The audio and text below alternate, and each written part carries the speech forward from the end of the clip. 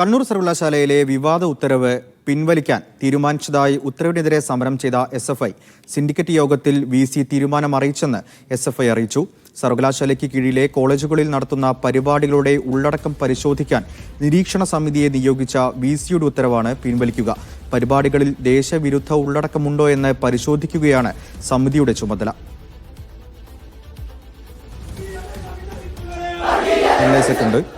സുനിൽ, ഇപ്പൊ ഇങ്ങനത്തെ ഒരു നടപടിക്ക് പിന്നിലെ കാരണം എന്താണ് എന്ന് ഉള്ള വിവരം കിട്ടിയിട്ടുണ്ടോ?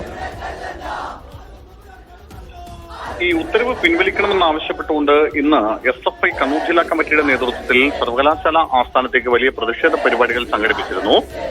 ഈ പ്രതിഷേധം സംഘർഷത്തിൽ കലാശിക്കുകയും മറ്റുമൊക്കെ ചെയ്തു.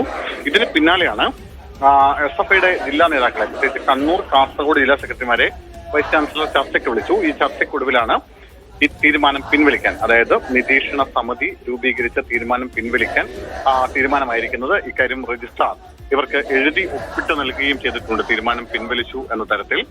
ഏതായാലും ഇന്നലെയായിരുന്നു ഈ വിവാദ ഉത്തരവ് പുറത്തിറങ്ങുന്നത്. അതായത് കണ്ണൂർ സർവകലാശാലയുടെ കീഴിലുള്ള കോളേജുകളിൽ നടക്കുന്ന പരിപാടികൾ നിരീക്ഷിക്കാനായി ഒരു 8-അംഗ സമിതിയെ രൂപീകരിച്ചുകൊണ്ടായിരുന്നു ഉത്തരവ് വന്നത്.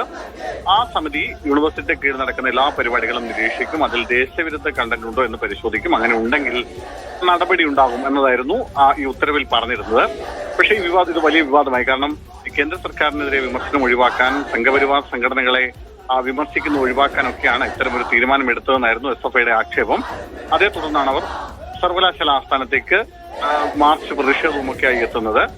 അതിനൊടുവിൽ നടന്ന ചർച്ചയിലാണ് ഇപ്പോൾ ഉത്തരവ് പിൻവലിക്കാൻ തീരുമാനിച്ചിരിക്കുന്നത്.